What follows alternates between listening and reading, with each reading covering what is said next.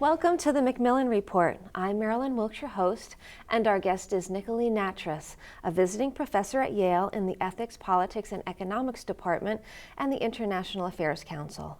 Professor Nattrass is based at the University of Cape Town in South Africa, where she is a professor of economics and the director of the AIDS and Society Research Unit. Her researching interests include unemployment and economic policy in South Africa, the political economy of anti-retroviral treatment, AIDS policy, and AIDS denialism in South Africa. She has written numerous scholarly articles and several books, including The Moral Economy of AIDS in South Africa and Mortal Combat, AIDS Denialism and the Struggle for Anti-retrovirals in South Africa. Today we'll talk with her about her AIDS research. Welcome, Professor Nattrass. Yeah, it's a pleasure. You are an economist. How did you become interested in AIDS policy? It's a good question because it was a very personal experience that got me interested in AIDS policy. That although it was very clear by the late 1990s that South Africa was in the grip of a huge AIDS epidemic, it hadn't really sunk into my consciousness as an important academic subject, and particularly not one for an economist. But then one day, an old domestic servant who used to work for our family came to visit. And she told us a story about how her 30-year-old daughter had died of AIDS, left her with a 2-year-old HIV-positive grandchild. And this is a story that's repeated right across the country. But when I sat and listened to her, what she was telling me was a story about how, all of her investment in her daughter had just simply disappeared because she was dead. I mean, in terms of human capital investment, apart from the emotional one. And the little child was getting sick a lot. And whenever it failed or it got diarrhea, high fevers, she'd rush it off to the hospital. And she was literally blowing through her life savings, trying to keep her grandchild alive. It was a very sad occasion. But that evening, I listened to the news, and there was the health minister saying, we can't afford to use anti-retrovirals to prevent the transmission of HIV from mother to child. And I thought, what does she mean by we can't afford it? I know that this little girl has been rushed off to the hospital at least 6 times in the last couple of months. And surely, I thought to myself, it would be much cheaper to have just saved the life of the child by treating the mother so that she didn't pass on the virus to the child. So the next day, I did a few quick calculations. I phoned up some epidemiologists, some hospitals, and I figured out, well, how much would it cost us to test all pregnant women and give them anti-retroviral treatment just to prevent them from passing the virus on?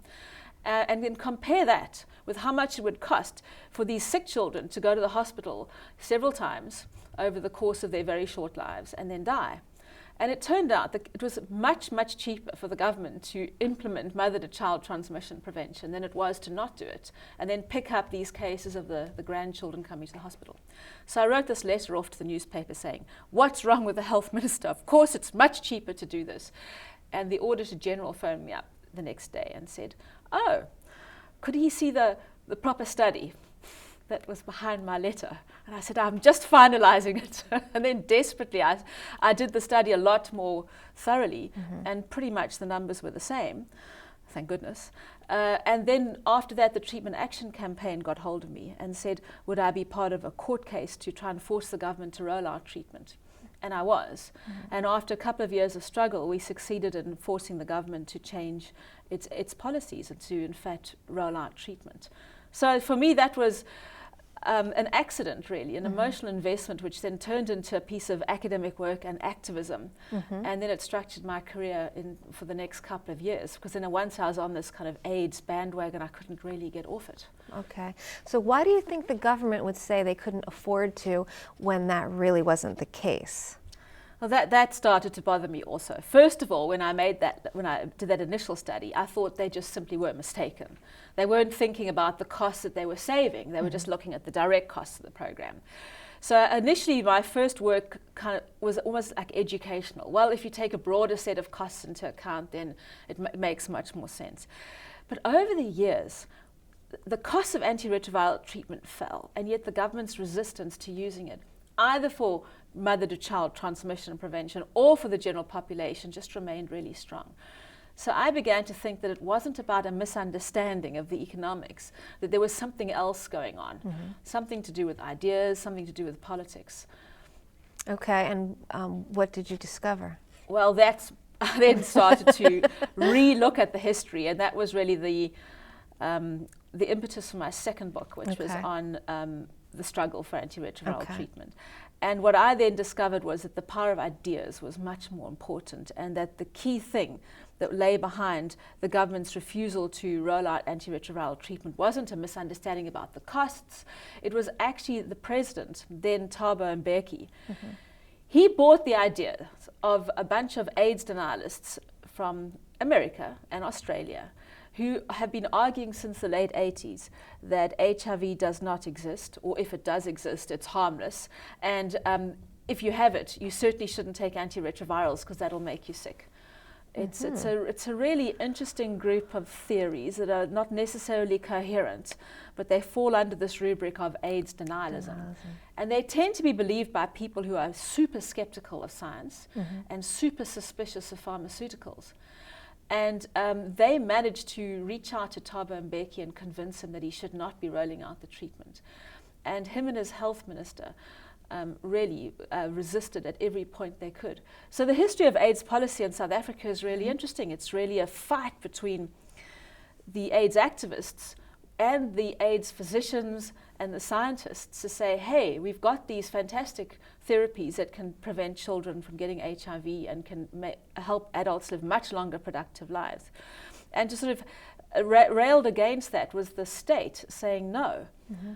And politically it's interesting also because it wasn't just the whole state, it was Thabo Mbeki personally and his health minister personally, whereas the rest of the cabinet and most of the ANC were quite baffled by it. And so in the end, this huge movement from civil society together with the scientists pushed the parliament and the cabinet into rejecting Mbeki's views. And his defeat on AIDS probably was one of the reasons why he actually was pushed out of the presidency early. Yes, it is baffling how someone could have that viewpoint today, given all of the scientific research. Let's talk about AIDS policy in South Africa today. Give us some specifics of what's going on. Well, things have improved dramatically since Thabo Mbeki was deposed as president. And we've got a new president called Jacob Zuma, who the AIDS activists were initially a bit concerned about because he famously, in a trial, he was on trial for rape, for which he was acquitted. And the person who was accused of raping was an HIV positive person, and he hadn't used a condom when having sex with her. And his story to the press was, and to the court, he had a shower afterwards, so that's how he protected himself. So everybody was a bit concerned that a president who said such a silly thing about, showering does not protect you from HIV. What we all worried, what was he going to do about AIDS policy? But he seems to have defined himself totally in opposition to Thabo Mbeki. So just as Thabo Mbeki was a denialist, he's actually been really strong on the science, and so he's had very good advice. And since we've had the new president, our AIDS policy's been much better, much clearer. But they've got a big legacy. They're going to have to work hard to get going again. We've got many more people to get on treatment than we've already got on treatment. South Africa has more HIV positive people than anywhere in the world. Wow. It's an extremely big challenge. So what do you think needs to happen in order to combat that high percentage of people with AIDS? Well, we need to work on two fronts, right? The one is prevention and the other is treatment. But that's kind of easier said than done on the prevention side, because you can give out all sorts of messages about HIV, you can give people the correct information, but there's an enormous amount of denialism that happens at the personal level, and people like to believe that they're not as exposed to it as they think they are, and people are very reluctant to get tested. So I think that the best way we're going to get into prevention is to make sure we roll out the treatment as fast as possible, because the more people that we can encourage to come and get tested and put on treatment, the greater proportion of the adult population we'll have that knows their status. And hopefully that will help as well. But also putting adults on treatment reduces their infectivity. And so even though adults live longer on treatment than they would if they weren't treated, they are less likely to pass the virus on even assuming that they don't use safe sex the whole time, because your viral load gets down to undetectable levels when you're on anti-retroviral treatment. So I'm kind of hoping that we can build new forms of prevention on the back of a treatment rollout. But it's a huge challenge. I think we need to involve ethnographers to help us understand more about why people are resistant to safe sex messaging. So I assume there is communication out to the general population about AIDS. What I'm curious about is person to person, is it a secret, or do people speak about having the disease? Culturally, how does that affect what's going on? There's a lot of stigma around HIV, and so as a result, people tend not to disclose. Okay. So the Treatment Action Campaign, which spent its initial few years fighting Thabo Mbeki over AIDS policy, is now concentrating much more on trying to get people to disclose to their families, because they reckon that the more you disclose about, look, I'm living positively and I'm on treatment, the better for them, because it's really bad for you if you have secrets. It's a form of stress, particularly trying to manage, or who knows and who doesn't know and who's going to find out. So it's better for people to actually be open themselves. But at the same time, it's also those individuals could change society's attitudes by being, by making it clear that HIV isn't a death sentence, and that you can live, and that all sorts of people are vulnerable to it. So disclosure is an issue, but people are still resisting it, and I don't really blame them. It's a difficult thing to admit to people. Okay, let's talk about the current research you're doing that has to do with denialism and conspiracy theories. Talk a little bit about that, what you're doing. I suppose it's still an offshoot on this, my obsession with what went wrong in South Africa. The question, how could Thabo Mbeki have bought into these denialist beliefs? And so when I was looking at him, I got interested in how anybody buys into these denialist beliefs. And what you often find is that there's two kinds of ways that people resist the AIDS epidemic. The one is to say it's harmless. HIV is a harmless passenger virus. It's caused, and the disease that we see as AIDS is caused by poverty. And that's the variety that Thabo Mbeki bought into. Other people say, no, it is a real virus, but it was invented. Normally they say it's invented by the Americans, by the CIA, and it was used to try and control the black population. And linked to that is a distrust of all medical information. Because you'd have thought, if somebody told you that this is a weapon of war, surely people would then try and protect themselves from it. I would have thought that would actually really cause people to have safe sex. But no, apparently what happens is there's this general distrust of any kind of information, and linked to this is a belief also that AIDS is more easily spread, and if you're going to get it, you're going to get it anyway. So it's accompanied by a form of fatalism.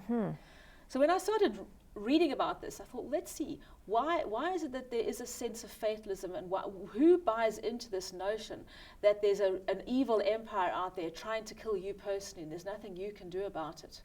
And how does that affect AIDS prevention efforts? And we've done some surveys about this in Cape Town. And we asked people questions about safe sex behavior. These are young adults from 20 to 30, the use of condoms. And we also asked them about their beliefs about HIV. Do they believe it exists? Do they believe it was created as a weapon of war? And we've been running correlations.